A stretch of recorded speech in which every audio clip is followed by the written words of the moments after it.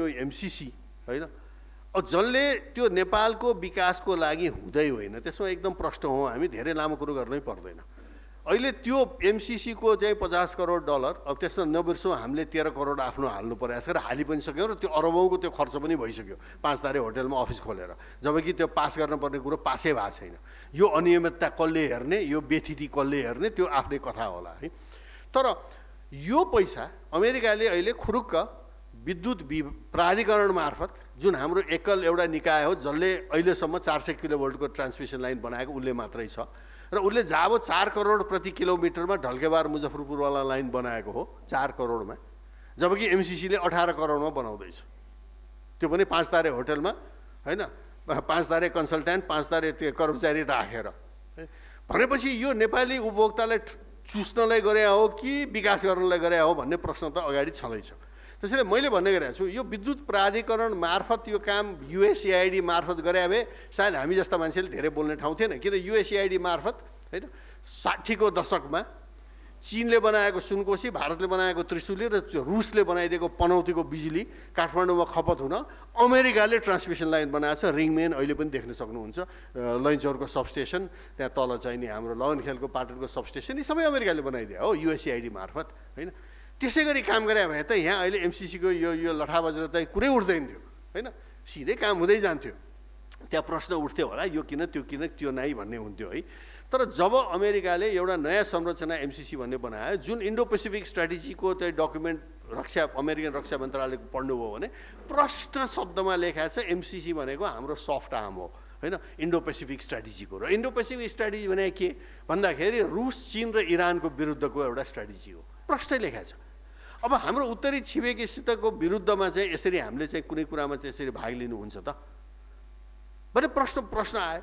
अब यसमा अहिले फर्केर हेर्दाखेरि राजा वीरेन्द्रले जब चाहिँ नि यो भारतीय सेनानी ल्याएर यहाँ चाहिँ एउटा विकासका योजना चलाउनु पर्छ भनेपछि त्यस्तो काम चाहिँ हुँदैन भनेर रोकेको हैन अहिले चाहिँ नि एउटा छिमेकीको विरुद्धमा चाहिँ गठन भएको संरचनालाई नेपालमा भित्राउनु पर्छ भनेर मरिहत्ते गर्छन् भने यसलाई के भन्ने त्यसैले आज राजा वीरेन्द्रलाई हामीले झन् धेरै सम्झिनु परेको कारण यो पनि हो राजा महेन्द्रको शुभराज्याभिषेक थियो म केटाकेटी थिएँ त्यो बेलामा भूगोल पार्कको अघिल्तिर काठमाडौँ मेडिकल हल थियो त्यो अहिले छैन त्यो हलको अघिल्तिर हामी नाङ्गा बुङ्गा भएर राजा महेन्द्रको शुभराज्याभिषेक हेर्दै थियौँ त्यो पेटीमा उभिएर त्यो बेला सायद राजा वीरेन्द्र युवराज वीरेन्द्र सानै थिए र हामी जनताका छोरा उनी राजाका छोरा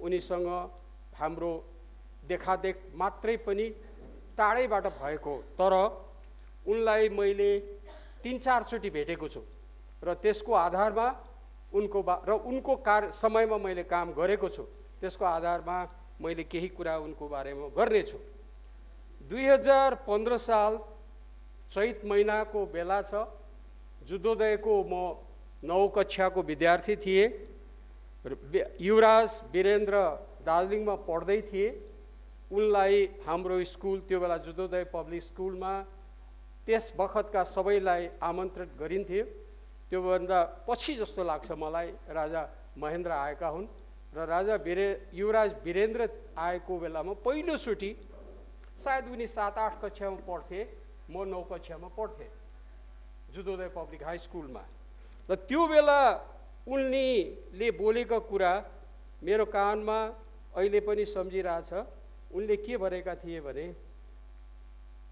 गुरुले अङ्ग्रेजीमा बोलेका थिए अङ्ग्रेजीमा बोल्दा हामी टुवा परेर हेरिरहेका थियौँ एक प्रकारले किनभने अनि उनले के भने तपाईहरू माफ गर्नुहोला म अङ्ग्रेजी स्कुलमा पढ्छु र अङ्ग्रेजी नेपाली राम्रो बोल्दिनँ त्यसैले माफ गर्नुहोला तर विद्यार्थी नै हौँ विद्यार्थीले हामीले हाम्रा गुरुहरूलाई आदर गर्नुपर्छ यो स्कुलको बारेमा मैले सुनेको छु र यो गुरुहरूबाट हामीले आज्ञाकारिता अनुशासन कर्तव्यपरायण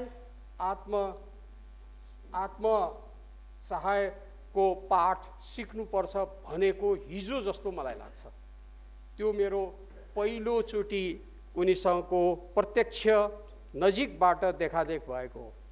दोस्रो पटक त्रिचन्द्र कलेजमा म लेक्चरर थिएँ 26-27 सालमा र उनको विवाहमा हामीलाई निम्ता गरिएको थियो र त्यो निम्तामा दरबारको दक्षिणपट्टिको ढोकाको साइडमा हामीहरूले 3 दिन युवराज वीरेन्द्रको विवाहको भोज खाएका हौँ र त्यो बेला भोज खाएर कोही नाचेका कोही हराएकाहरूको घटनाहरू पनि मेरो अगाडि एक प्रकारले अझ पनि नाचिरहेको छ।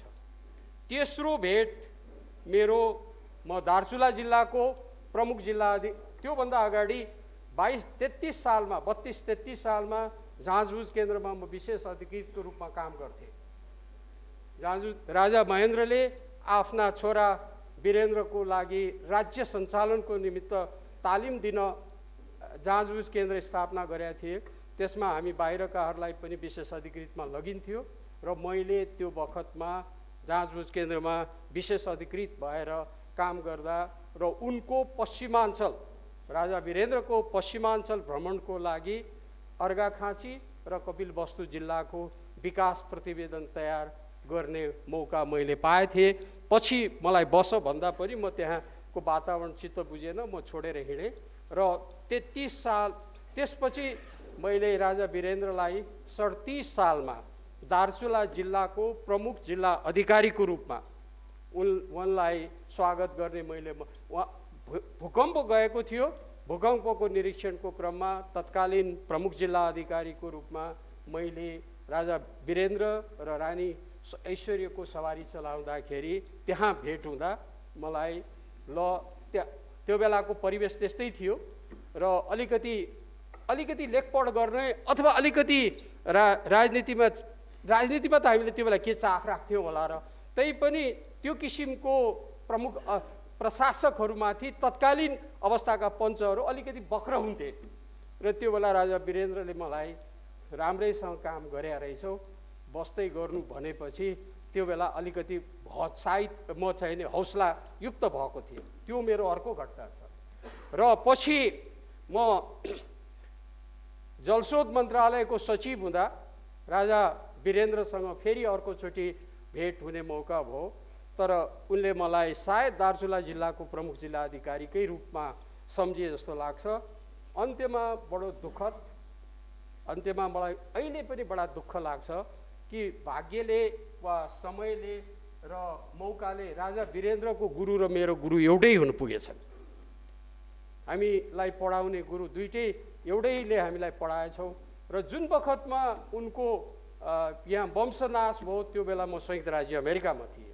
संयुक्त राज्य अमेरिकामा हुँदाखेरि जब त्यो मेसेज आयो बडा नमजा लाग्यो अनि मैले मेरा आँखामा चित्रहरू त्यो पुराना चित्रहरू धमाधम आउन थाले जुन बखत उनीसँग काम गरियो जस बखत उनलाई भेटियो र अनि उनका गुरु र मेरा गुरु हार्वर्ड विश्वविद्यालयका प्रसिद्ध प्राध्यापक प्रोफेसर मन्टगोमरीलाई भेट्न जाँदा उनले यति नराम्रोसँग उनलाई यति चित्त दुखेछ कि हेर तिम्रो राजा भलादमी थियो, पढ्न आयो, हामीसँग पढेको हो, अत्यन्त भलादमी थियो, आज के भयो तिम्रो देशलाई भन्दा मलाई पनि अति नराम्रो लाग्यो। र अनि के भने मलाई हाम्रा गुरुले भने राजा वीरेन्द्रका गुरु मेरा गुरु दुईटै एउटै परे र हामीलाई के भने राजा वीरेन्द्रले तिम्रो राजा युवराज भएर पढ्न आउँदाखेरि उसले स्वयम्भूको एउटा प्रतिमा र पशुपतिनाथको प्रतिमा विश्वविद्यालयलाई उपहार दिएर गएको छ, त्यो क्विन्सी हाउसमा छ, कृपया हेर्न जाऊ भन्दा मलाई त्यो बेला अति नै द्रवित भए र अनि मैले त्यहाँबाट नेपाली राजदूतावासमा एउटा फ्याक्स पठाइदिएँ कि मलाई राजा वीरेन्द्रप्रति मेरो श्रद्धाञ्जली छ।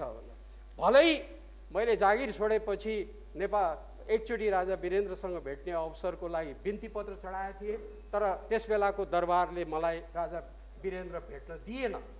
त्यो नदिए पनि त्यसले केही भएन, तर मैले मेरो जुन किसिमको मलाई खुसी के थियो लाग्यो भने उनका गुरु र मेरा गुरु एउटै थिए र जुन बखतमा उनको त्यस किसिमको हत्या भयो त्यो बेला म त्यहाँ गुरुलाई भेट्न जाँदा गुरुले व्यक्त गरेको धारणाबाट अत्यन्त द्रवित भएको कारण मैले नेपाली एम्बेसीमा एउटा फ्याक्स पठाइदिएँ र मैले राजाप्रति एउटा राजाप्रतिको मेरो आदर भाव व्यक्त गरेको। अब यी भनाइको परिवेशमा दुई तीनटा कुराहरू म तपाईँहरूलाई राख्न चाहन्छु। राजा मैले सुनेको बेहोरेको चिनेको राजा वीरेन्द्रको दृष्टिकोणबाट राजा वीरेन्द्र एउटा भलाद्मी व्यक्ति थिए, सज्जन व्यक्ति थिए र देशको लागि केही गरौँ भन्ने उनमा धारणा थियो। सायद त्यही मैले बेला बेलामा भन्ने गर्दछु, सायद he died of his own naivety. मैले बेला बेलामा भनेको उनको जुन भलाद्मीपना थियो, उनी एउटा सज्जन व्यक्ति थिए र हामीले बिहोरेका हौँ। एउटा प्रशासक कर्मचारीको रूपमा बिहोरियो र उनका गुरुले मेरा पनि गुरु भएको र उनका गुरु र हाम्रा गुरुले उनको बारेमा भनाइ जे भने त्यसबाट उनी एउटा सज्जन भलाद्मी र केही गरौँ भन्ने खालका व्यक्ति थिए। सायद त्यही उनको भलाद्मीपनाले उनलाई लग्यो संसारबाट। तर त्यो समयको खेल हो, let him rest in peace. त एउटा मलाई लाग्छ उनी अत्यन्त सज्जन व्यक्तिको रूपमा नेपालले चिन्नुपर्ने हुन्छ। अब जहाँसम्म अर्को केही कुराहरू छ राजा वीरेन्द्रलाई यो देशले सम्झनु पर्ने कुरा, अलिकति राजनैतिक दृष्टिकोणबाट राखौँ। विद्यार्थी जीवनमा यहाँ विपिनजी हुनुहुन्छ। विद्यार्थी जीवनमा हामी विद्यार्थी आन्दोलनमा सँगसँगै लागेका हौँ र त्यो बखतमा अब म कर्मचारी हुन भएँ होला, उहाँहरू राजनीतिमा जानुभयो होला। तर विद्यार्थी जीवनमा हामीले पञ्चायतको जुन दृष्टिकोण देखेका थियौँ र पछि गएर जागिरे भइयो, त्यो बेलामा जनमत सङ्ग्रह गराउने जुन किसिमको राजाले काम गरे वीरेन्द्रले, त्यसलाई पनि नेपालीहरूले सम्झनुपर्छ कि जनतालाई के चाहन्छ। तर त्यस बखतमा उनको सदिच्छामाथि, राजा वीरेन्द्रको सदिच्छाप्रति मलाई केही पनि शङ्का छैन। तर त्यो जनमत सङ्ग्रहलाई सिंहदरबारले, त्यो बेला त म कर्मचारी थिएँ, बोल्नु मिल्दैन थियो, बुझ्थे तर बोल्नु मिल्दैन थियो र जुन किसिमबाट त्यो जनमत सङ्ग्रहलाई चलाइयो, त्यस किसिमबाट नचलाएको भए सायद आज यो देशको स्थिति यस किसिमको दुर्भाग्यपूर्ण हुन्थ्यो भन्ने मलाई लाग्दैन। त्यहाँ सायद राजा वीरेन्द्रको भलाद्मीपनालाई र राजा वीरेन्द्रको सज्जनपनालाई नै सिंहदरबारले दुरुपयोग गर्यो कि भन्ने लाग्छ। तर त्यो बेला म एउटा कर्मचारी थिएँ, मलाई अब त्यो जुन किसिमको सिंहदरबारले हामीलाई काम गर भन्यो, त्यो कुरा त भर्खरै एउटा किताब मैले निकालेको छु, त्यसमा पनि सिंहदरबारको त्यो बेलाको के रूप थियो भन्ने कुरा स्पष्ट मैले राखिदिएको छु। त यो एउटा उनको, मलाई लाग्छ त्यो बेलामा जुन स्थिति होस् त उनले जनमत सङ्ग्रहको लागि जे गरे त्यो एउटा जनतामाथि उनको विश्वास र जनतालाई विश्वासमा लिने उनको प्रयास थियो भन्ने जस्तो मलाई लाग्छ। अर्को कुरा, राजा वीरेन्द्रको हामीले अलिकति सम्झनु पर्ने कुरा के हो भने, पढेर आएका मानिसहरू हुन त उनी त्यसबाट अलिकति उनलाई आलोचना पनि हुने गर्थ्यो। त्यो बेला हामी जुनियर भए पनि सुन्न त सुन्थ्यौँ, त्यो बेला अहिले जस्तो होइन, उनीमाथि आलोचना हुन्थ्यो। तर राजा वीरेन्द्रले के गर्थे भने पढेर आएका मानिसहरूलाई प्रयोग गर्ने खुब प्रयास गरेका हुन्। देशको हितको लागि यिनीहरूबाट केही गर्नु लिनुपर्छ भन्ने दृष्टिकोणबाट त्यही क्रममा परेका हुन् डाक्टर हर्क गुरुङ, त्यहीमा परेका हुन् डाक्टर मोहनमान सैजू, त्यसैमा परेका हुन् डाक्टर रत्न राणा आदि आदि आदि र पुराना मध्येमा डाक्टर यो बद्री प्रसाद श्रेष्ठ आदि यिनीहरू परेका हुन्। तर यी मध्येमा पनि डाक्टर हर्क गुरुङको साथ लिएर र हर्क गुरुङले उठाएका कुरालाई उनले अघि बढाएर मुलुकलाई 4 विकास क्षेत्रमा र पछि 5औं विकास क्षेत्रमा, त्यो सुदूरपश्चिम अत्यन्त गरिब भएको नाताले त्यसलाई पछि 5औं विकास क्षेत्रको रूपमा 37-38 सालमा 5औं गरिएको हो। र यो विकास क्षेत्रको अवधारणा र उत्तर र साउथको जोड्ने जुन अवधारणा ल्यायो, त्यो ल्याएको त राजा महेन्द्रकै टाइममा हो, 2018 सालमै हो, तर उनले त्यो क्षेत्रीय विकासको दृष्टिकोणबाट डाक्टर हर्क गुरुङको जुन अवधारणा थियो त्यसलाई चाहिँ व्यावहारिक रूपमा उतार्ने काममा गरे। त्यसको लागि र आज हामी जे भनिरहेका छौँ, आजको कुरा त के कुरा गर्ने, हामी त अब पुनरुत्थानवादीमा पर्छौँ कि केमा पर्छौँ, मुलुकको इतिहासै नभएको जस्तो, मुलुकको संरचनालाई नै व्यवस्था गरे जस्तो किसिमको अहिले देखिएको छ।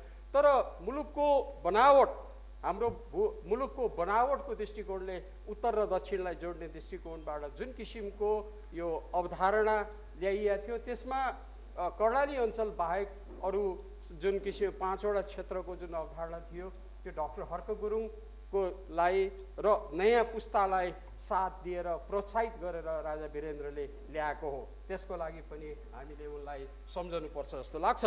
अर्को प्रशासनको क्षेत्रमा उनले नयाँ पुस्तालाई बढाउनको लागि भनेर पढे लेखेका मानिसहरूको बढुवाको लागि उनले, यो बाहिर थाहा हुँदैन यो कुरा, सिंहदरबारमै काम गर्नेहरूलाई थाहा हुन्छ यो कुरा, र धेरै व्यक्तिहरू, धेरै नयाँ पुस्ताका मानिसहरू छिटो छिटो माथि जानको कारण त्यो बेलाको बढुवा पद्धतिमा पढे लेखेका मानिसलाई अघि ल्याउनु पर्छ भन्ने दृष्टिकोणबाट उनले तत्कालीन अवस्थाको जुन निजामती सेवालाई परिवर्तन गरे। त्यो पनि उनको कर्मचारी वृत्तमा यदि कसैले कृतज्ञ हुँदैन र राम्रै दृष्टिकोणले सोध्छ भने राजा वीरेन्द्रलाई सम्झनुपर्छ जस्तो मलाई लाग्छ। अब हुन त मेरो क्षेत्र भन्दा पनि दीपकजीको क्षेत्र पर्छ, दीपकजीले मेरो क्षेत्रमा प्रवेश गर्यो होला भन्ने हुन्छ। तैपनि म दुईटा अर्को कुरालाई, उनको व्यक्तित्वलाई लिएर उनका केही कुराहरू राखेर बिदा हुन चाहन्छु। एउटा, यो मुलुकको विकासको लागि प्राकृतिक स्रोत मध्ये जलस्रोतको उपयोग हुनुपर्छ। त्यो जलस्रोतको उपयोगको लागि हामीसँग भएको जलस्रोतलाई क्षेत्रीय स्तरमा क्षेत्रीय दृष्टिकोणबाट नै यसको सोच हुनुपर्छ भनेर 1977 काठमाडौँमा भएको कोलम्बो प्लानको बैठकमा राजा वीरेन्द्रले पहिलोचोटि प्रस्ताव गरिएको। त्यसपछि 1985 ढाकामा भएको सार्क सम्मेलनमा भाषण प्रवचन उहाँले उहाँको त्यो स्पिच, माफ गर्नलाई नेपाली मैले त्यति स्पष्ट राखिनँ स्पिचको, त्यो स्पिच दिने बेलामा पनि राजा वीरेन्द्रले यो हामीसँग भएको अमूल्य स्रोतको प्रयोगको लागि हामीले गङ्गा क्षेत्रका राष्ट्रहरूको बिचमा समझदारी हुनुपर्छ, मिलेर जानुपर्छ भन्ने प्रस्ताव गरेको हो। त्यसमा बङ्गलादेशले हामीलाई समर्थन गरे हो, तर हाम्रा दक्षिणी छिमेकी राष्ट्रले, यो साना देशहरूले हामीमाथि ग्याङअप गर्यो भन्ने दृष्टिकोणबाट त्यो कुरालाई त्यो बेला एक प्रकारले नेपाल र बङ्गलादेशले भारतको विरुद्ध उचालिन खोज्यो भन्ने किसिमको दृष्टिकोण राखे र त्यो सामग्रीहरूमा पाइन्छ। मैले भनेको होइन, यो प्रकाशित सामग्रीहरूमा छन् यी कुराहरू। हामी दिल्लीमा बैठकमा भाग लिन जाँदाखेरि पनि भारतीय मित्रहरूले भनेको, हाम्रै कानमा अगाडि भनेको, यो हामीसँग यो कानमा अहिले पनि यो कानले कानमा झङ्कार आइ नै रहेछ भने, तर त्यो कुरा आजसम्म कैयौँ 20औं वर्ष, अब राजा वीरेन्द्र गएको नि यति भयो, तर यो विषयमा भारतीयहरूले अहिले केही दिन अगाडि दीपकजी र म नयाँ दिल्लीमा थियौँ। अहिले भारतीयहरू सायद हामीले गङ्गाको क्षेत्रको विकासको लागि भएको पानीको उपयोगको दृष्टिकोणबाट हामीले समझदारी, एक प्रकारको मिलेर काम गर्नुपर्छ भन्ने धारणा आउनु खोजेको हो कि हो जस्तो लाग्छ। दीपकजीले भन्नु होला यो विषयमा। र अर्को एउटा अन्त्यमा म राख्न चाहन्छु, मैले भन्ने गरेको र धेरैले मसँग विमति जाहेर गर्छन्, प्राज्ञिक रूपमा विमति जाहेर गर्ने सबैलाई अधिकार हुन्छ।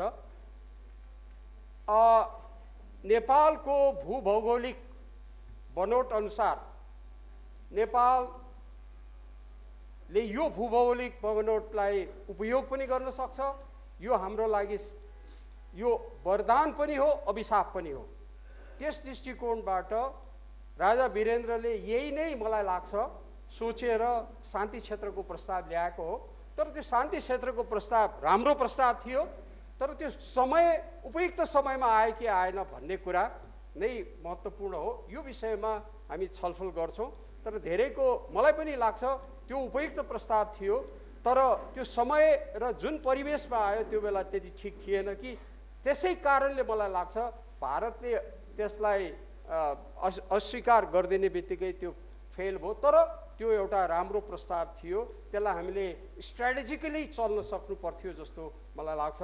अन्त्यमा राजा वीरेन्द्र, तिमी राजा थियौ, तिमीलाई नयाँ दिल्लीबाट सत्तामा बसिरहन चाहन्छौ भने हामीले भनेका कुरा मान भनेर सम्झौता लिएर भारतका विदेश सचिव नेपाल आएका हुन्। तर उनले के भने म नेपाली जनतासँग मिलेर बस्छु, म तिमीसँग तिमीले तोकेको शर्त अनुसार म राज्य गर्न चाहन्न भनेर गए। त्यसैपछि उनी आज नेपालीहरूको लागि एक प्रकारले प्रिय राजा छन् र उनले चाहेको भए त्यो भारतले पठाएको जुन दस्तावेज थियो त्यो दस्तावेजलाई स्वीकारेको भए सायद उनको शासन पनि जाने थिएन होला। तर उनले त्यो गर्न चाहेनन्। उनले नेपाली जनतासँग मिलेर र आफ्नै जनतालाई सर्वोपरि ठान्ने काम गरे र 46-47 सालपछि एक प्रकारले संवैधानिक राजा भएर बसे। त्यो उनको ठुलो एक प्रकारले नेपाली प्रतिको ठुलो उनको we should appreciate him. Thank you, धन्यवाद। लाई गाँजेको छ होइन, विचारै नगरिकन एउटा चाहिँ नि विकृत वामवादी एउटा शब्द, एउटा भाष्य, एउटा भनौँ न प्रतिक्रियावादी यो ऊ भनेर अनि त्यसपछि विचारै गर्न नपर्ने। त्यो भाष्यले हाम्रो राजनीतिलाई पनि चाहिँ नि विकृत बनाएको छ है, र हाम्रो चाहिँ नि अहिले विकास पनि त्यसले चाहिँ नि असर पारेको छ। ठिक विकासमा हामी हिँड्न सकेका छैनौँ है। त्यसैले कता कता चाहिँ नि अब यो तपाईँहरूले चाहिँ एउटा यो भाष्य पुनर्भाष्य गर्नुपर्ने चाहिँ आएको छ बाध्यता। त्यसै सन्दर्भमा आज हामी यहाँ जम्मा भएका छौँ यो भाष्य शुद्धिकरणमा। अब यस विषयमा इतिहास भन्ने कुरो कठोर हुन्छ। भनिन्छ कि इतिहास भने चाहिँ यमराज, स्वयं यमराजै हुन्, कठोर छन्, तर अन्याय चाहिँ गर्दैनन् रे, न्याय नै गर्छन् है। त्यसैले यो भाष्य शुद्धिकरण पनि एक किसिमले अब हामी यत्रा वर्ष पछाडि फर्केर हेर्दाखेरि देशबारे, देशको इतिहासबारे, देशका चाहिँ महापुरुषहरूबारे होइन जुन विकृत वामवादी भाष्यले गाँजेको छ त्यसलाई शुद्धिकरण गर्नुपर्ने बेला आएको छ।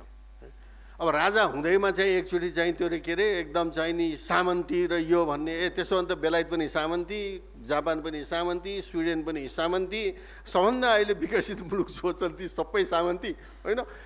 त्यो मिल्दैन त्यस्तो भाष्य। तर त्यो भाष्यले हाम्रो सार्वजनिक जीवनलाई नराम्रोसँग गाँजेको छ। अब यही सन्दर्भमा हामी आज राजा वीरेन्द्रलाई सम्झिँदैछौँ। राजा वीरेन्द्रलाई सम्झिँदाखेरि म दुईवटा कुरामा चाहिँ नि म ध्यान दिन चाहन्छु। मैले बोल्ने दुईवटा कुरामा, एउटा उनले राष्ट्रहितलाई कसरी अगाडि राखेर आफ्नो सम्पूर्ण शासनभरि होइन चाहिँ उनी अगाडि बढे र अनि अर्को चाहिँ नि मैले यो जलस्रोत विकासमै उनको चाहिँ बारे मैले दुई चार कुरा जानेको म भन्दैछु। अब मैले त्यति नजिकसँग राजा वीरेन्द्रसँग न काम गरेको हो न केही गरे हो, तर दुईवटा कुरा चाहिँ मैले चाहिँ भन्नुपर्छ। सन् 1975-76मा म रुसमा पढ्थेँ। म त्यहाँ नेपाली छात्र सङ्घ सोभियत सङ्घ भन्थेँ, त्यसको म अध्यक्ष थिएँ। त्यही बखत श्रीपाद वीरेन्द्रको चाहिँ रुसमा औपचारिक भ्रमण भएको थियो।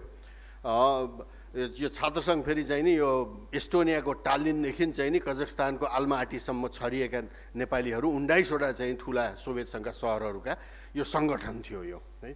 त्यसको म अध्यक्ष थिएँ र अध्यक्षको नाताले महाराजसँग हामीले त्यहाँ भएका विद्यार्थीहरूको गुनासाहरू, त्यहाँ अब परदेश बसिया छ, टाढा, अहिले जस्तो त्यति सजिलो हवाईजहाजमा आउन जान सकिँदैन थियो। एकचोटि गएपछि 7 वर्ष त्यहाँ बस्या भइन्थ्यो हामीहरू है। बिरलै चाहिँ नि बिचमा एकचोटिसम्म कोही आउन सक्थे, तर असाध्यै गाह्रो थियो। त्यस्तो अवस्थामा चाहिँ हाम्रा भएका गुनासाहरू, हाम्रा समस्याहरू, राजदूतावासले हामीलाई कसरी केमा चाहिँ सहयोग गर्न सक्छ इत्यादि कुरा मैले साधारण सभा नै बोलाएर र राजा समक्ष के राख्ने भनेर मैले पासै गराएर अनि त्यो मैले महाराजा सरकार अगाडि पेस गर्नु परेको म झलझली अहिले पनि सम्झन्छु।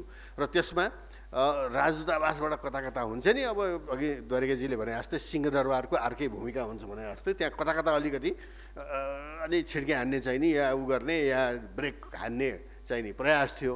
तर राजाबाट सिधै हामीले भनेको कुरामा हरेकमा हातै यसो गरिकन हुन्छ यसो भइदियो है।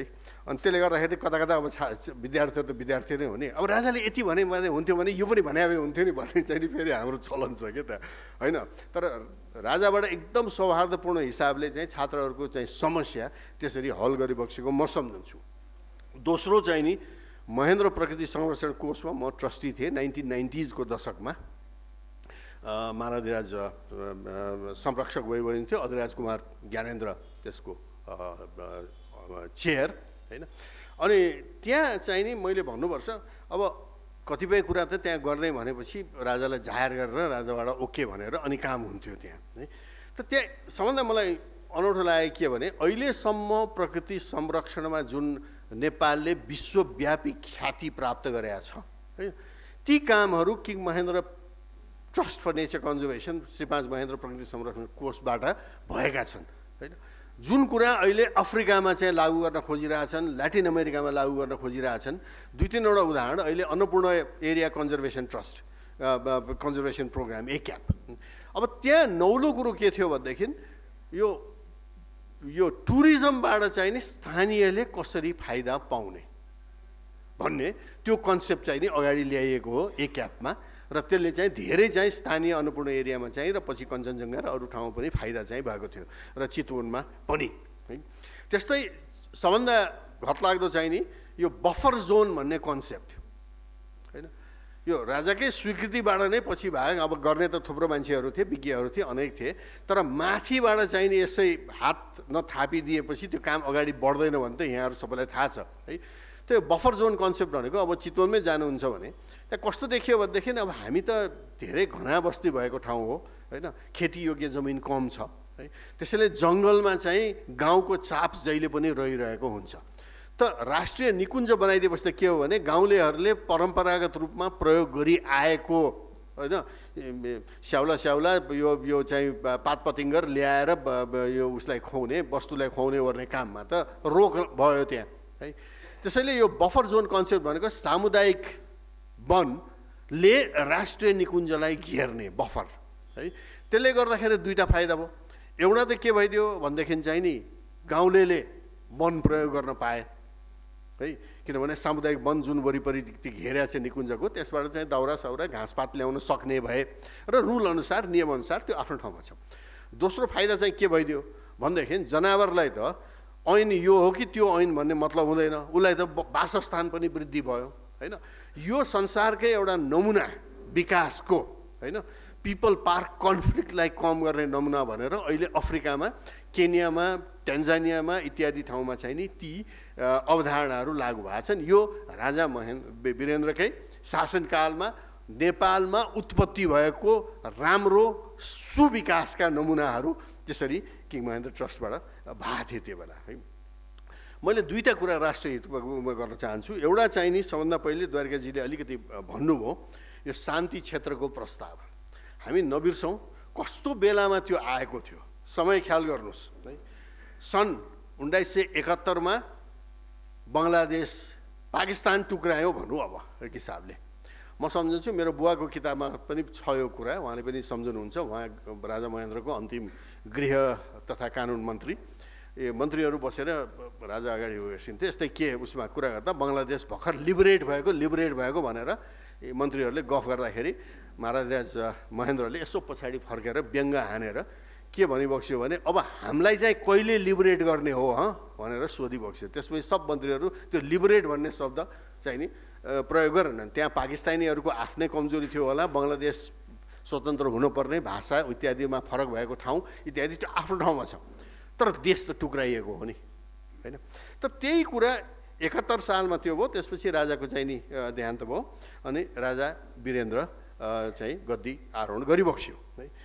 त गद्दी आरोहण गरिबक्सिँदा र राजाको चाहिँ राज्याभिषेक 75 मा भयो है। 72 मा चाहिँ गद्दी आरोहण, 73 मा भारतले सिक्किम गाभ्न थाल्यो। सिक्किम गाभ्ने पहिलो काम अप्रिल 1973 मा सुरु भयो है।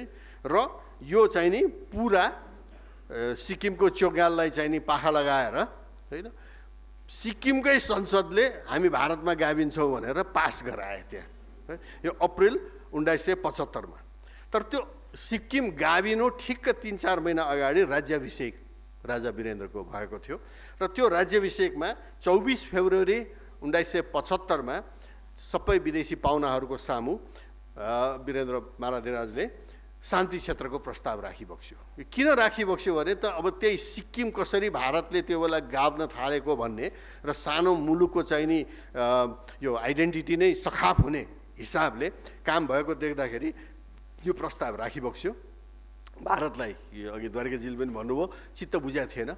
तर 114 वटा राष्ट्रहरूले त्यसलाई समर्थन गरे।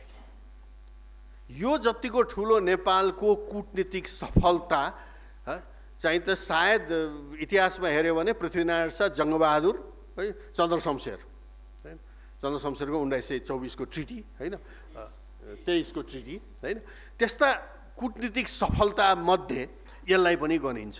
114 वटा राष्ट्र भारत बाहेक है। अब भारतले किन गरेन त्यसमा अब छलफल चाहिँ हुन्छ हुनेवाला पनि छ, हुन्छ पनि। तर बौद्धल आएपछि त्यसलाई चाहिँ चटक्कै छोडियो।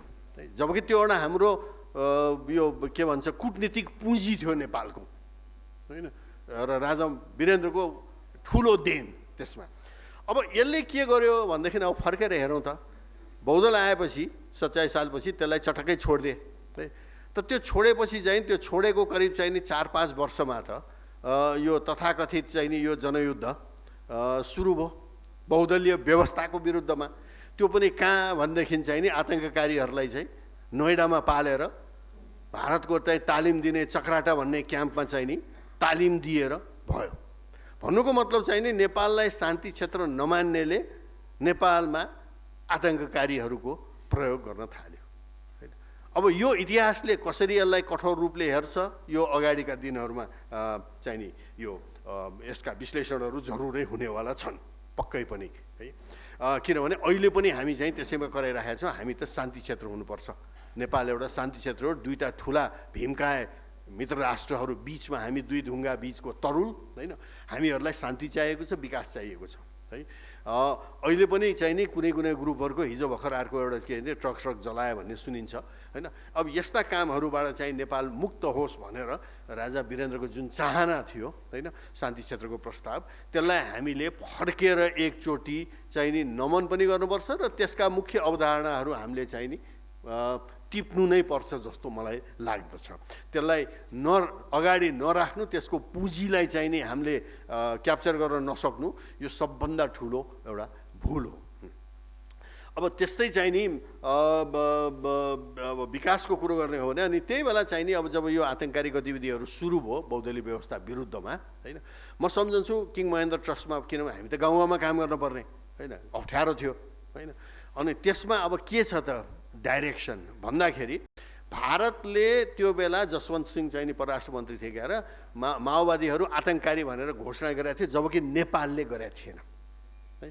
र यसमा हामीले सोद्धाखेरि दरबारबाट इन्स्ट्रक्सन आउँथ्यो यसो गर्नु भनेर यसरी व्यवहार गर्नु भनेर महेन्द्र प्रगति संरक्षण कोषमा त्यहाँ एउटा बडो मजाको चाहिँ नि आयो भनौँ न होइन। कस्तो भनेदेखि माओवादी अब भारतले त आतङ्ककारी भनिसकेको थियो है, हामीले भनेको थिएन नेपालले है। र राजालाई चाहिँ नि आफ्नै जनता विरुद्ध सेना प्रयोग गर्न बडो इच्छा थिएन, त्यो त प्रष्टै पनि थियो होइन र गरे पनि होइन, आर्मी प्रयोग गरे होइन है। त त्यो बेला के भइदियो भनेदेखि दरबारको भावना कस्तो थियो भने यिनीहरू आतङ्ककारी तौर तरिका प्रयोग गर्छन् तर यिनीहरू राजनीतिक शक्ति पनि हुन् र नेपालीहरू पनि हुन्। त्यसैले यिनलाई आतङ्ककारी गतिविधिबाट छुट्याएर होइन नेपाली भएर नेपाललाई हेरेर नेपालको हितमा काम गराउन चाहिँ प्रोत्साहित गर्नुपर्छ भन्ने खालको हामीलाई त्यस बेला इन्स्ट्रक्सन आउँथ्यो। अब यी भए त शान्तिप्रेमी राजाको चाहिँ नि चाहना जुन एक किसिमले अगाडि बढेन र देशले त्यत्रो द्वन्द्व खपेर त्यत्रो नोक्सानी भोगेर अहिले पनि तन्द्रिन सकेको छैन। किनभने इतिहासलाई चाहिँ नि हामीहरूले कता कता बिर्सिएर इतिहासलाई को चाहिँ मूल्याङ्कन चाहिँ नि कस्तो हुन्छ भन्ने कठोर मूल्याङ्कन नगरेर चाहिँ नि कता कता यो विकृत वामवादी भाष्यमा ज्यादै फस्या हुनाले मेरो विचार चाहिँ त्यसैले यो सब उ भएको। अब अलिकति जलस्रोतको कुरा गरौँ। त्यो जलस्रोतको कुरा गर्दाखेरि राजा वीरेन्द्रबाट नै यो विकास क्षेत्रको अवधारणा भनेर आइसकेको थियो जुन द्वारिकाजीले भन्नुभयो होइन। अब अहिले जतिसुकै सङ्घीयता र यो र ऊ भने पनि होइन त्यो जतिको राम्रो अवधारणा त कुनै पनि थिएन होइन। किनभने चाहिएको त के हो भने विकासै चाहिँ नि यो विकट गाउँहरूमा पुगुन् भन्ने नै चाहना हो। त्यसैले चाहिँ नि त्यहाँ विकेन्द्रीकरण गरेर पुर्याउन खोजिएको हो र त्यसको चाहिँ धेरै ठुलो सान्दर्भिकता थियो। त्यसमा विकासको विकेन्द्रीकरण, त्यस्तै यो सामुदायिकीकरण होइन, यो वन होस्, खानेपानी होस्, शिक्षा होस्, स्वास्थ्य या अहिले बिजुली होइन, यी अवधारणाहरूबाट हामीहरूले विकास चाहिँ नि सबभन्दा विपन्न वर्गसम्म टाढा टाढा दूरदराजमा पुर्याउनु पर्छ भन्ने ती अवधारणाहरू आइसकेको थियो। त्यसमा मुख्य कुरा जलस्रोतमा चाहिँ नि राजा वीरेन्द्रको योगदान हेर्ने हो भने सबभन्दा एउटा घतलाग्दो कुरो के छ भनेदेखि अब गाली गर्छन् अब अहिले यो विकृत वामवादी चाहिँ नि भाष्यबाट चाहिँ नि अब त्यो के अरे सामन्तवादी यो ऊ भन्छन्। तर हेर्नुभयो भने इतिहासमा होइन जलस्रोतमा राजाहरूबाट राष्ट्रघात कहिले पनि भएको छैन। चाहे कोशी गण्डक जे जति कमजोरीहरू भएको छन् त्यो बरु जनताको शासन हुँदाखेरि नै चाहिँ अलि चाहिनेभन्दा बढी लम्पसारवादीहरूबाट भएको छ, तर राजाहरूबाट भएको छैन। र कोशी गण्डकको पनि चाहिँ कमजोरीहरू राजा महेन्द्रले चाहिँ नि 66तिर सुधारिएको त्यसमा सुधार भएको छ है। त यहाँ यो कर्णाली र पञ्चेश्वरको म पनि त्यो बेला भर्खर जाहिर खान थालेको थिएँ 70को दशकको अन्ततिर र त्यो बेला मलाई थाहा छ कर्णाली पञ्चेश्वर राजा अघि द्वारिकाजीले भने जस्तै राजा वीरेन्द्रले यो कोलम्बो प्लान अन्तर्गत र सार्कको पहिलो मिटिङमा यो बृहत गङ्गा जलाधार गङ्गा बेसिनको चाहिँ विकास गर्नुपर्छ भनेर क्षेत्रीय रूपमा भनेर प्रपोज गरेकै हो। त्यस अन्तर्गत चाहिँ नि कोशी कर्णाली चिसापानी जस्ता योजनाहरू पछि गएर पञ्चेश्वर पनि चाहिँ आयो। अब त्यहाँ धेरै कुरा छन्। विकासको हिसाबले राजा विकास चाहने है, तर समस्या के पर्यो भने हाम्रा दक्षिणी मित्र राष्ट्रको चाहिँ नि जहिले पनि विकासको चस्माले नहेर्ने, विकासलाई सुरक्षाको दृष्टिकोणले मात्रै हेर्ने। र कतिसम्म भने यो कर्णाली प्रोजेक्ट यत्रो ठुलो बनायो भने अब हाम्रो चाहिँ त्यो त्यत्रो एकै ठाउँमा चाहिँ हामी निर्भर हुन्छौँ, त्यसैले भारतको सेना नै बस्नुपर्छ भन्ने जस्ता समेत उताबाट चाहिँ नि अब प्रपोजल भनौँ जे भनौँ त्यस्ता आउन थाले। त्यसपछि राजाले यो चाहिँ हुँदैन त्यसो भने यसलाई अहिले चाहिँ थाँती राखौँ, यो कुरो चाहिँ म टुङ्गलाउँ किन हाम्रो क्षेत्रमा हाम्रो देशमा विदेशी सेना बस्दैन भन्ने राजाको प्रष्ट अवधारणा थियो। त्यसले गर्दाखेरि कता कता त्यो अगाडि बढेन र भारतले आजसम्म पनि कर्णालीको त्यत्रो हामीले रिपोर्ट 18 भोल्युम रिपोर्ट बनाएर पठाएको आजसम्म जवाफ दिएको छैन। झन्डै 30 वर्ष भइसक्यो। त्यस्तै पञ्चेश्वरको कुरामा पनि त्यस्तै कुराहरू आएका थिए त्यो बेला है।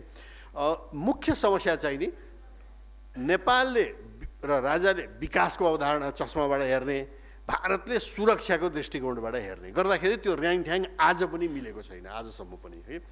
यही बेला राजाबाट पनि त्यही बेला राजा वीरेन्द्रको चाहिँ देनमध्ये भन्नुपर्छ यो साना जलविद्युत सुरु भएको त्यही बेला हो। गजुरीमा पहिलोचोटि सानो जलविद्युत भन्ने कन्सेप्ट आएर त्यहाँ साना जलविद्युत छरिएर गयो। त्यसपछि कृषि विकास ब्याङ्क मार्फत धेरै काम भयो, विद्युत विभागबाट पनि काम भयो, तर यो चाहिँ गाउँ गाउँमा बिजुली चाहिँ नि आफै बनाउन सक्ने फैलिने भन्ने यो काम चाहिँ नि यो धेरै हदसम्म त्यही बेला सुरु भएको हो है।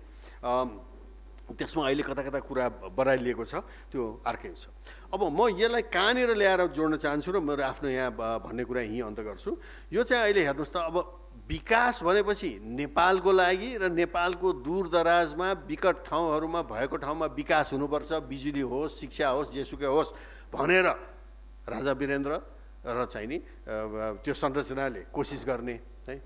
अब अहिले आएर चाहिँ नि कस्तो देखिएको छ भने के हो यहाँलाई यो लु अलि एलाबोरेट गर्नुहोस् भने भन्न खोजे के भने नेपाली कङ्ग्रेस नराम्ररी आइरहेको थियो 64 मा 48 र 56 मा काङ्ग्रेसमय थियो नेपाल। अहिले काङ्ग्रेस कोही छ? त्यसका काङ्ग्रेस जितिन्छ हारेपछि, कम्युनिस्ट जितिन्छ जितेपछि। ढाँट कुरा गरे हुन्छ, जितेपछि बहुमत आयो, सरकार बनायो, त्यो कुनै कुरा पुग्दैन। त्यस कारण चाहिँ कम्युनिस्ट जितिन्छ हारेपछि, राप्रपा जितिन्छ मरेपछि भने चाहिँ नयाँ पुस्ता आउँदै आउँदैन। पुरानो पुस्ता बितेपछि को जान्छ, त्यो पार्टी कसरी रहन्छ भनेर भन्नुभएको थियो। उसले पदमपोखरेलले बरालले मलाई। तर राजेन्द्र लिङ्गदेन जितेपछि त्यो अलिकति गलत साबित भएको छ। अहिलेको मुलुकको व्यतिथिले गर्दा नयाँ युवा पुस्ता पनि राप्रपामा स्थापित हुँदो रहेछ। राजेन्द्र लिङ्गदेनको सिको गरेर हामीले पनि सकभर बल गऱ्यौँ। नेपाली कङ्ग्रेसको पनि अधिवेशन अहिले भयो, तर चाहिँ केही हदमा मात्रै हामी सफल भयौँ। भन्नु मैले के खोजेँ भने जुन 62-63 का आन्दोलनकारी नेताहरू 72 को एउटा अराष्ट्रिय संविधान जो विदेशबाट आए ती तैलेको गणतान्त्रिक संविधान लागू गर्ने नेताहरूलाई नयाँ पुस्ताले रिप्लेस नगरिकन यो मुलुक बन्दैन।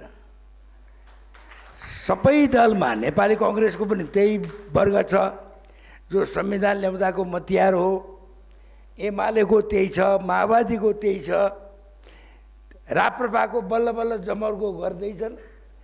राप्रपाको पनि त्यो पुरानो पुस्ता त मतियारै हो नि। त्यसैले म यसै मञ्चमा राजेन्द्र लिङ्गदेनजीलाई बधाई दिन्छु। अब आजको विषय प्रवेश गरौँ। 2028 साल माघ 17 गते राजा महेन्द्रको निधनपछि राजा वीरेन्द्र राजा हुँदाखेरि म सेन्ट्रल जेलमा थिएँ। राजा वीरेन्द्र राजा हुँदाखेरि म जेलमै थिएँ र जेलमै हामी त पञ्चायत व्यवस्थाको खिलाफ स्नातक चुनावमा रामराजा प्रसाद सिंहलाई जिताए बापत जेलमा गएको। अनि राजा वीरेन्द्रको सुरुको म र मेरी श्रीमती भन्ने चाहिँ नि स्टेटमेन्ट आएको थियो। अनि बेलायतमा पढ्या, लिबरल मुलुकमा डेमोक्रेटिक यो प्रजातन्त्रको जननी भन्छन्। लौ अब हाम्रो झ्यालखानमा धेरै बस्नु पर्दैन, राजाको सुरुवात त राम्रै छ जस्तो लागेको थियो जेलमा हामीलाई। त्यसबाट मैले यो वीरेन्द्रसितको सुरुवाती चिन्जान छैन, जेलमै हुँदाखेरि राजा भए हुनाले। अब यहाँ छ बहुआयामिक व्यक्तित्वका कुरा। अब कहाँबाट थाल्ने, कहाँबाट चाहिँ टुङ्ग्याउने, कहाँ टुङ्ग्याउने त्यो अप्ठ्यारो छ। धेरै ठुला मानिसका बारेमा धेरै कुराहरू हुन्छन्, म त्यतातिर धेरै लामो जान्न। एउटा राजनीतिक प्राणीका हिसाबले यो पञ्चायती व्यवस्था समसामयिक सुधारसहितको पञ्चायत व्यवस्था कि बहुदलीय शासन व्यवस्था भनेर जनताको अभिमत के छ भनेर स्वर्गीय राजाबाट 36 सालमा जन्मसङ्ग्रहको घोषणा गरिरहेको छु।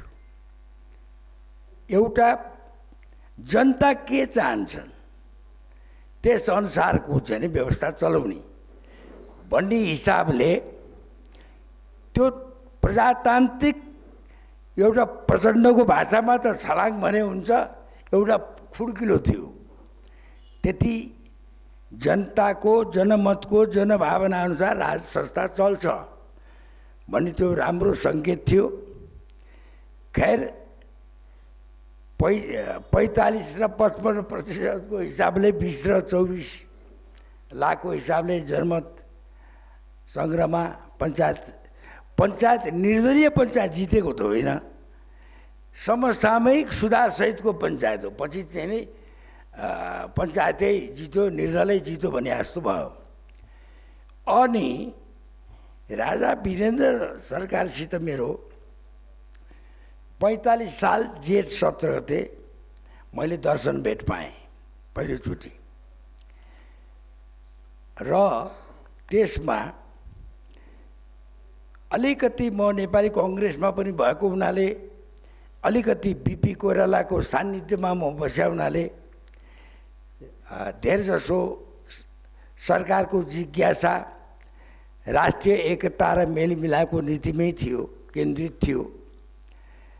अनि त्यसै क्रममा मैले सरकारलाई जाहेर गरेको थिएँ, सरकार 24 लाखको मात्रै राजा हुने हो भने 20 लाखको राजा खोइ।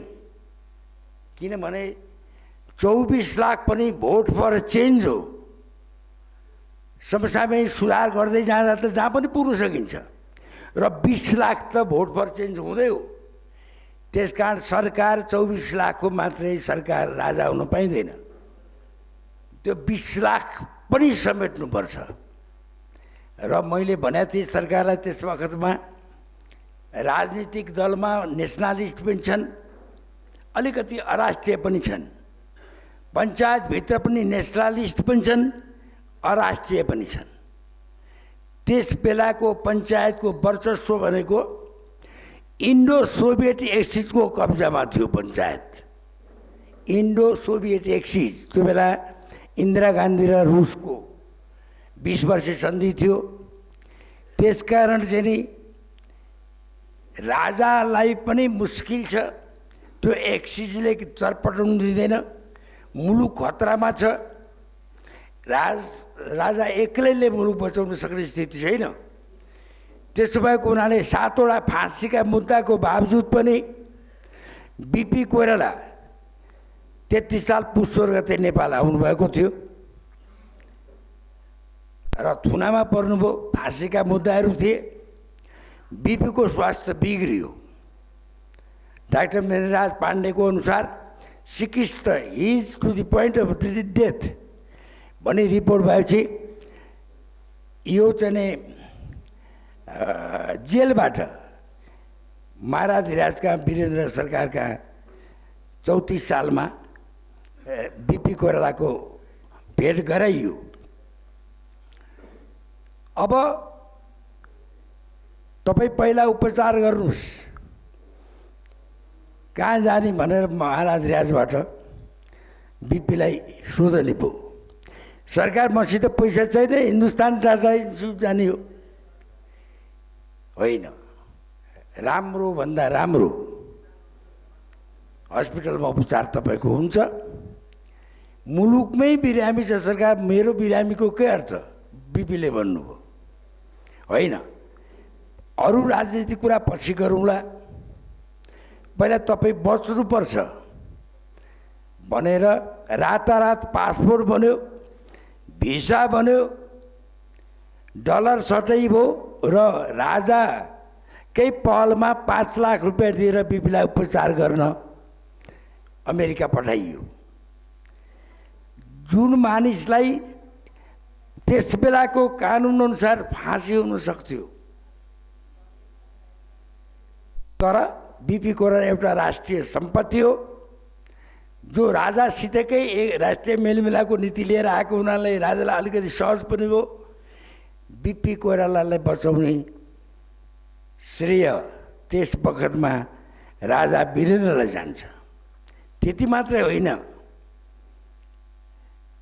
राज संस्था एउटा सबै जनताको अभिभावकत्व दिन सक्छ। राजा वीरेन्द्रको टाइममा प्राइम मिनिस्टर गिरिजाबाबु हुँदाखेरि पनि माओवादीको दमन गर्ने खोज्दाखेरि अलिकति निर्मम तरिकाले दमन गर्नुहुन्न, ती पनि नेपाली हुन् भनेर वीरेन्द्रको टाइममा। पछि ज्ञानेन्द्र सरकारको टाइममा पनि होलिडेमा बम्बार्ड गर्न खोज्दाखेरि पनि राजा ज्ञानेन्द्र मानेन। अहिले बाबुराम भट्टराईहरू प्रचण्डहरू राजा वीरेन्द्र र ज्ञानेन्द्रको ले दिएको बोनस जीवन बाँचिराखेका छन्, तैपनि राजा सामन्त हो भन्छन्। त्यस कारण मैले यो प्रसङ्ग किन उठाएँ भनेदेखि राजाको सबै सत्ता आफूले लिने भन्ने कुरा चाहिँ नि गलत थियो, त्यसको म पनि विरोधी हो। तर राजा त बिपीलाई बचाउने पनि राजा वीरेन्द्र, माओवादीलाई बचाउने राजा वीरेन्द्र बा ज्ञानेन्द्र। त्यसकारण अहिले राज संस्थाको अपरिहार्यता किन भयो भन्दाखेरि हामीले गणतन्त्र हेऱ्यौँ, दलीय रुझानबाट राष्ट्रपति भएका हुन्छन्, त्यो सबै जनताको अभिभावक हुनसक्दो रहन्छ जो राजा हुनसक्दो रहेछ। अर्को कुरा, मैले 45 साल जेठ 17 गते जो भेटेँ, सरकार अब बिपी हुनुहुन्न, politics of realignment has started, nationalist panchayat इतरका भितरका एक ठाउँमा आउने बेला हो, मुलुक सङ्कटमा छ र त्यो 20 लाख बहुदल पक्षको भोटलाई पनि समेट्नुपर्छ सरकारले। होइन भने अहिलेका नेताहरू कम्युनिस्ट पनि मिल्छन्, बाहिरिया परचक्री पनि उफार्छन्। सरकार ढिलो गर्नु हुँदैन भनेर मैले भनेको थिएँ 45 साल जेठ 17 गते। नभन्दै मरिचमानजीको टाइममा जेलबाट कम्युनिस्टहरू छुटे, झापाका यही ओलीजीहरू, मरिचमानजी प्राइम मिनिस्टर हुनुहुन्थ्यो, 46 को जनआन्दोलन भयो, भारतीय नेताहरू पनि आएर ट्याक्सीबारीमा भाषण गर्नुभयो, काङ्ग्रेसका नेता कम्युनिस्टका नेताहरूले जोइन्ट आन्दोलन थियो त्यो। त्यसै बेलामा पूर्ववक्ता साथीले अघि भन्नुभयो अलिकति, राजा यति राष्ट्रवादी थिए राजा वीरेन्द्र, जुन दक्षिणतिरबाट आएका शर्त राजा वीरेन्द्रले 46 सालमा मानेनन्।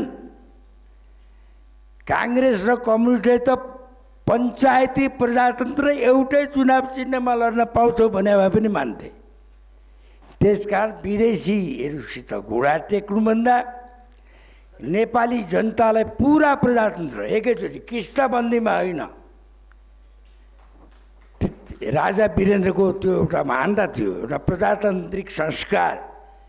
एउटा नेपाली जनता त राजाकै प्रजा हो नि, किन बाहिरी हस्तक्षेप बाहिरी शर्त मानेर म नेपालको जोखिम मोलौँ, एउटा त्यो घटना छ। त्यसपछि 48 साल फागुन 28 गते मेरो राजासित दोस्रो भेट भयो। कलबरगुडीमा हामीले भर्खर 7औं सम्मेलन गरेर फर्केका थियौँ।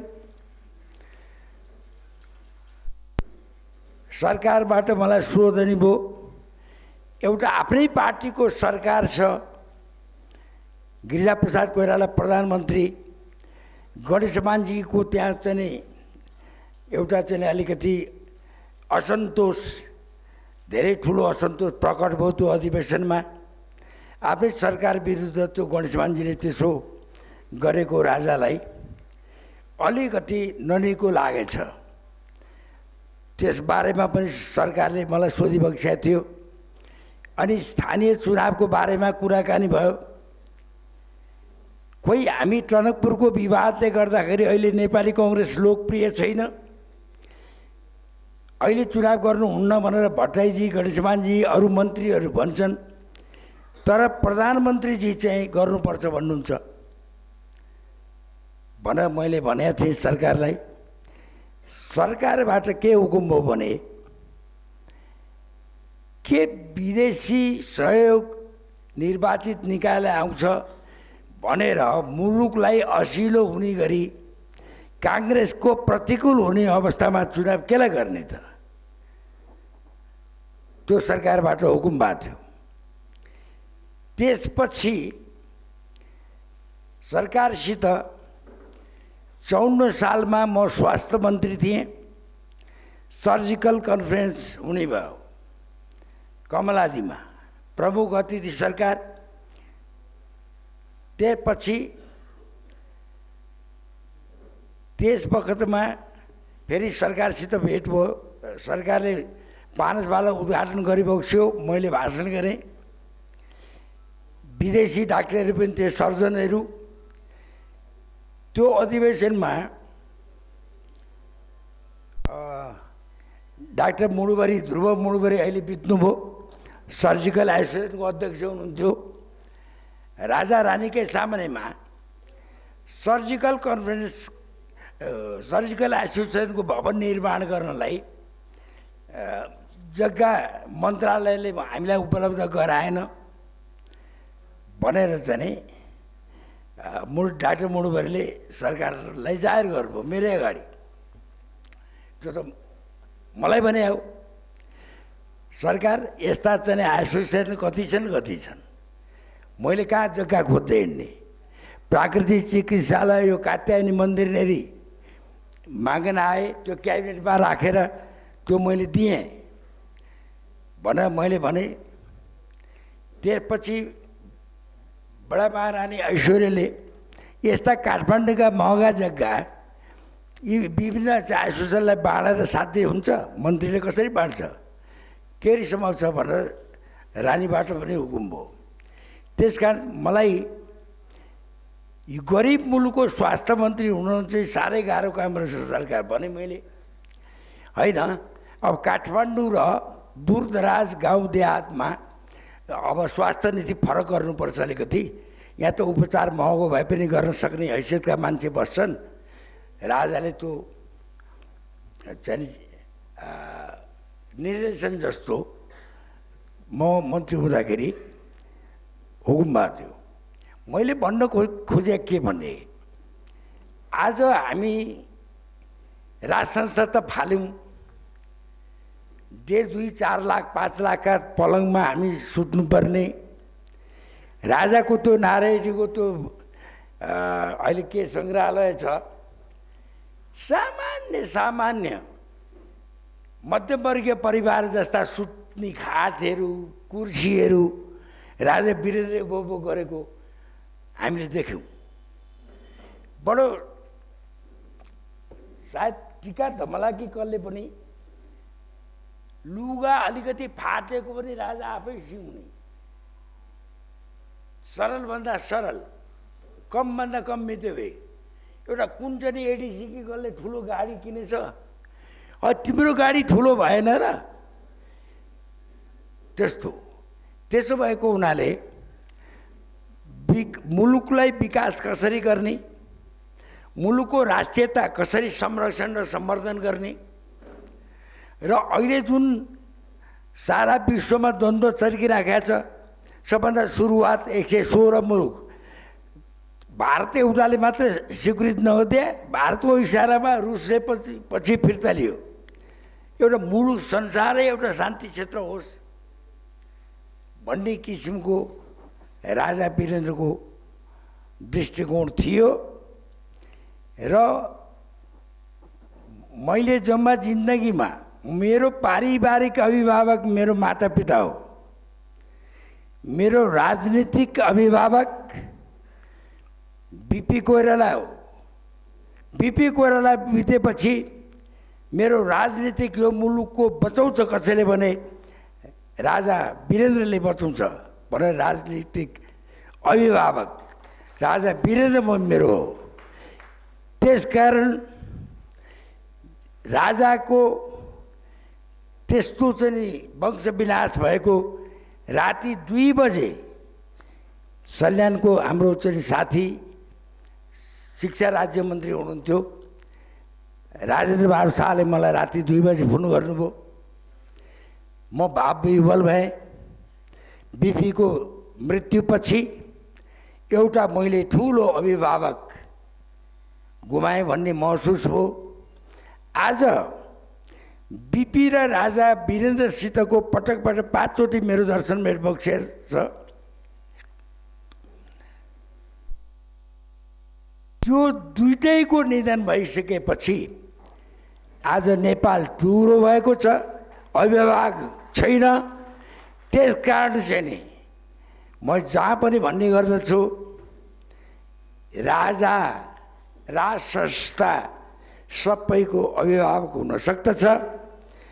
अब अघि नै साथीहरूले भन्नुभयो, राष्ट्रियताको कुरा, राज संस्थाको कुरा गर्ने बित्तिकै प्रतिगामीको बिल्ल लाग्छ। तर राजासित कार्यगत एकता भइसकेका छ। राजा खेतालासित वार्ता गर्न होइन भन्ने, माओवादी कसरी क्रान्तिकारी हुने? शेरबहादुरजीको सरकारमा प्रतिगमन आधा सच्यो भनेर माधव नेपालजीहरू एमाले शेरबहादुरजीको 61 को सरकारमा सामेल हुने, उनीहरू चाहिँ कसरी अग्रगामी हुने? म 3 पुस्ता राजाको टाइममा प्रजातन्त्र खातिर जेल बसेको मानिस हो। 8-10 वर्ष म जेलमा बसेको छु र मैले चाहिँ राज संस्था चाहिन्छ भन्दा प्रतिगामी हुन्छ भने म 1000 पल्ट प्रतिगामी हुन तयार छु। त्यस कारण चाहिँ नि अन्तमा सबै युवा स्मृतिमा आयोजित यस विचार गोष्ठीमा सबभन्दा पहिले दिवंगत राजा, जनताका प्रिय राजा वीरेन्द्रप्रति म आफ्नो तर्फबाट र पार्टीको तर्फबाट समेत हार्दिक श्रद्धासुमन व्यक्त गर्न चाहन्छु। मैले आफ्नो राजनीतिक जीवनमा राजा वीरेन्द्रसँग भेटघाट गर्ने त्यस्तो कुनै नजिकसम्म पुग्ने कुनै मौका र अवसर प्राप्त गरिनँ। तर जुन बेला राजा वीरेन्द्रको खास गरी त्यो सक्रिय राज संस्थाको बेला थियो, त्यस बेलाका कयौं गतिविधिहरू जो मेरा प्रेरणाका स्रोतका रूपमा अथवा मेरो राजनीतिक जीवनमा राज संस्थाको देशको लागि कुन प्रकारको महत्त्व छ भन्ने कुराहरू बुझ्नमा प्रेरणादायी रहे। म केटाकेटी नै थिएँ, 2032 सालतिर होला, जब सिक्किममा राज संस्थाको अन्त्य भयो। जनताका प्रतिनिधि भन्नेहरूले त देशै भारतमा बिलाइ गराए। ओहो, राजा भएन भने त देशै सकिने रहेछ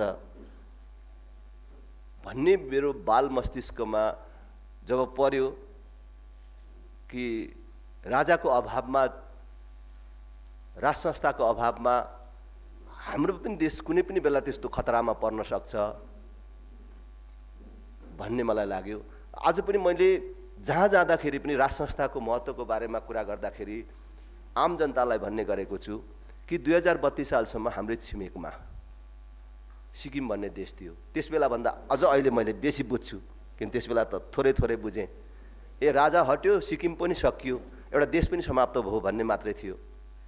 र अहिले यसो हेर्छु, सिक्किम भन्ने नाम पनि छ, त्यहाँको भूगोल पनि छ, त्यहाँको माटो कसैले बोकेर लगेको छैन। सिक्किम सिक्किमै छ, तर सिक्किम भन्ने देश त छैन। अहिले पछिल्लो दिनमा त्यही खतरा हाम्रो देशले बिहोरिराखेको छ। त्यसको लागि नेपालको सन्दर्भमा राज संस्थाको आवश्यकता छ भनेर मैले भन्ने गर्छु। राजा वीरेन्द्रको कुरा गर्दाखेरि 2045-46 साल ताका जुन नाकाबन्दी थियो, त्यसबेला अलि बुझ्ने भइसकेको थिएँ। म विद्यार्थी राजनीतिमा थिएँ। त्यसबेला भारतबाट तात्कालीन संस्थापनले के शर्तहरू लिएर आएको थियो, 6 बुँदे शर्त मार्फत भन्ने कुरा मैले यहाँ भनिराख्नु पर्दैन। त्यसबेला